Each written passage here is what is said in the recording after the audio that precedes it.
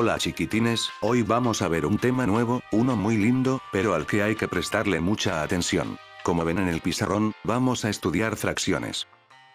En este video vamos a estudiar y repasar los siguientes temas: definición y partes de una fracción, representación gráfica, lectura y escritura, clasificación, comparación y fracciones equivalentes.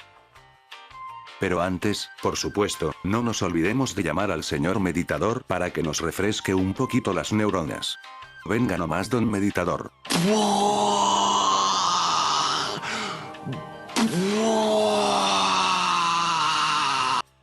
Listorti. Vamos, entonces a ver qué es una fracción. Una fracción es un número que se obtiene al dividir un entero en partes iguales. Es muy importante que todas las partes en que se divide ese entero sean iguales, si no lo son, no podemos hablar de fracciones. El rectángulo amarillo representa un entero, dividido en 4 partes iguales. Cada parte es una fracción de ese entero.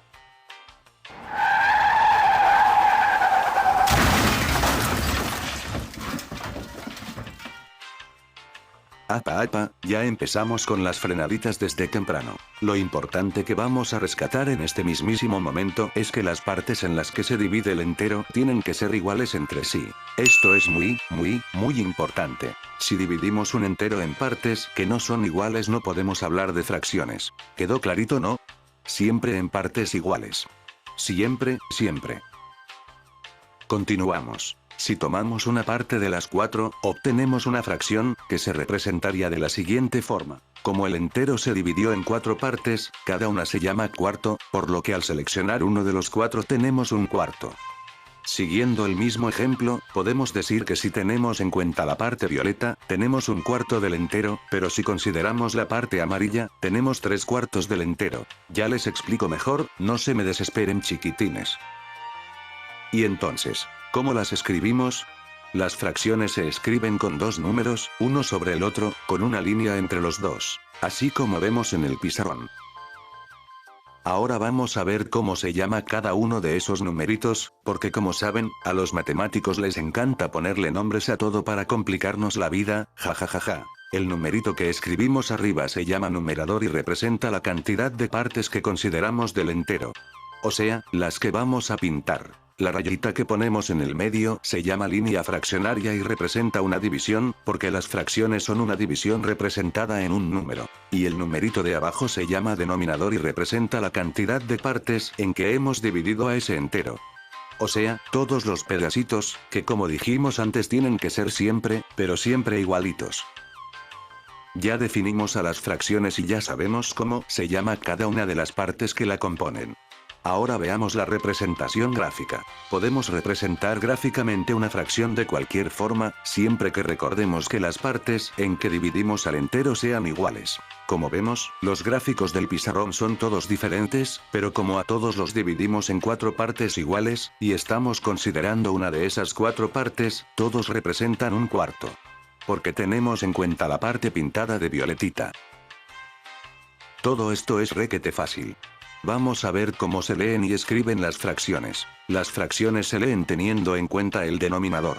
El numerador, o sea el de arriba, se lee igual, pero según el denominador, cambia el nombre. Para los números del 2 al 10, tienen un nombre para cada uno. Si el denominador es 2, se lee medios. Si el denominador es 3, se lee tercios. Si el denominador es 4, se lee cuartos. Si el denominador es 5, se lee quintos. Si el denominador es 6, se lee sextos. Si el denominador es 7, se lee séptimos. Si el denominador es 8, se lee octavos. Si el denominador es 9, se lee novenos. Si el denominador es 10, se lee décimos. Ya vamos a ver ejemplos, no desesperen.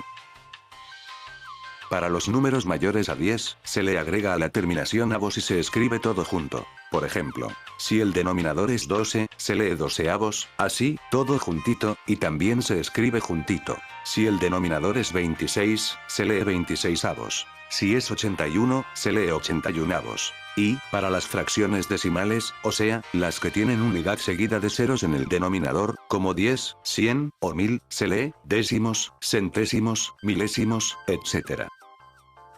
Veamos algunos ejemplos. Los leo de a uno, se van a dar cuenta enseguida cuál estoy leyendo. 1 tercio. 4 séptimos. 8 centésimos, 5 catorceavos, 16 veintiochoavos, 9 33avos. ¿Se entiende, no? Ahora, vamos a poner las cosas un poquito más complicadas, jajajaja. Como saben, así como a los matemáticos les encanta ponerle nombre a todo, también les encanta clasificar todo. Pero esto es porque clasificar o agrupar cosas que tengan características en común, ayuda a estudiarlas mejor. Las fracciones se clasifican teniendo en cuenta el siguiente criterio. Si son menores a un entero, se llaman propias. Si son mayores a un entero se llaman impropias. Si son iguales a un entero se llaman aparentes. Veamos un ejemplo de cada una. Vamos con las fracciones propias. Las reconocemos porque siempre el numerador es menor que el denominador. Esto quiere decir que para representarlas, utilizaremos menos de un entero. Podemos observar que el numerador 1 es menor que el denominador 4, y para representarlas usamos solo un entero y no sobran partes. Traducido. Si quiero comerme un cuarto de un chocolate, con un chocolate solo me va a alcanzar y me van a sobrar partes de ese chocolate. Vamos con las fracciones impropias. Las reconocemos porque siempre el numerador es mayor que el denominador. Esto quiere decir que para representarlas, utilizaremos más de un entero. Podemos observar que el numerador 6 es mayor que el denominador 4, y para representarlas usamos más de un entero. Pero también nos sobran partes. Traducimos. Si quiero comer 6 cuartos de un chocolate, como lo divido en 4 partes iguales, voy a necesitar 2 chocolates, porque uno solo no me alcanza. Entonces, con 2 chocolates, me puedo comer las 6 partes sin problemas, y vemos que también sobra un poquito. Vamos con las fracciones aparentes. Se llaman así porque aunque están escritas como fracciones, representan uno o más enteros exactos, o sea, que no nos sobran partes. Las reconocemos porque numerador y denominador son iguales o son múltiplos. El numerador y denominador son iguales, y no nos sobran partes, por lo que esta fracción representa un entero completo. Traducimos. Si divido un chocolate en 4 partes, y me quiero comer 4 cuartos, me voy a comer todo el chocolate, o sea, me como un chocolate entero, no sobra nada. Es lo mismo que decir un entero. Y ojito al piojito. Pongamos otro ejemplo. Si me quiero comer 8 cuartos de un chocolate, también voy a necesitar chocolates enteros, pero voy a necesitar 2. Vemos entonces, que las fracciones aparentes, se llaman así porque aparentan ser una fracción, pero en realidad, son un entero disfrazado de fracción.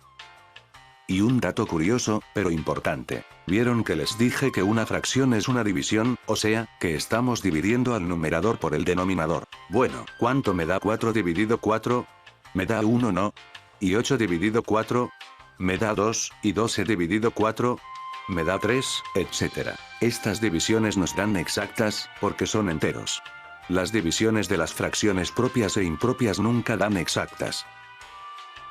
Y ahora se nos viene el tole tole. Vamos a ver cómo comparar fracciones. Siempre que comparamos números lo hacemos para saber si son mayores, menores o iguales entre sí. Con las fracciones puede ser más complejo. Podemos tener dos casos. Comparar fracciones de igual denominador, más fácil, y de diferente denominador, no tan fácil. Veamos comparación de fracciones de igual denominador. Es muy fácil, puesto que los enteros son iguales y están divididos en partes iguales. En este caso solo comparamos los numeradores. La fracción mayor será la que tenga el numerador mayor, ya que los enteros están divididos en la misma cantidad de partes. Y listo, solo comparamos los números de arriba, el más grande será el de la fracción más grande. Veamos comparación de fracciones de distinto denominador. Ojito al piojito, porque tenemos que tener en cuenta que cuando comparamos fracciones, los enteros son iguales.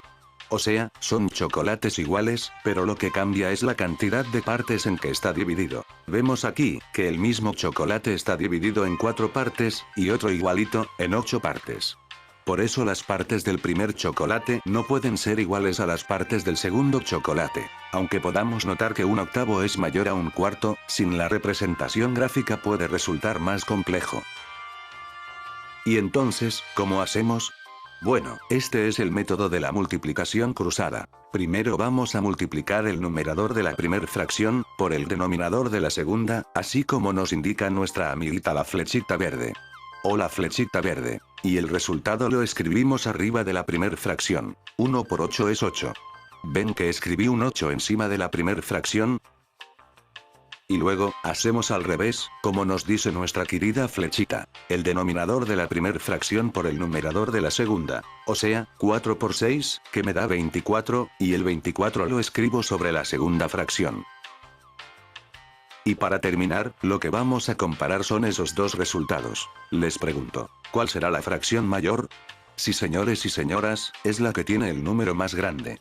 O sea, 6/8. Esto quiere decir que, si Mabel se come un cuarto de un chocolate, y yo me como 6/8 de un chocolate igualito, yo como más. Y ojito al piojito, si ambos resultados fueran iguales, se dice que esas fracciones son equivalentes, porque valen lo mismo. Ahora vamos a estudiar qué son las fracciones equivalentes. Las fracciones equivalentes son fracciones que, aunque estén representadas con números diferentes, tienen el mismo valor. Veamos un ejemplo. Aunque ambas fracciones estén escritas como expresiones diferentes, podemos notar que la porción del entero que abarcan es exactamente la misma, por eso decimos que son equivalentes, o sea, que tienen el mismo valor. Y esto es todo por ahora. Esta es la primera parte del video, por eso, este tema continuará. Hasta la segunda parte. Besitos para todos.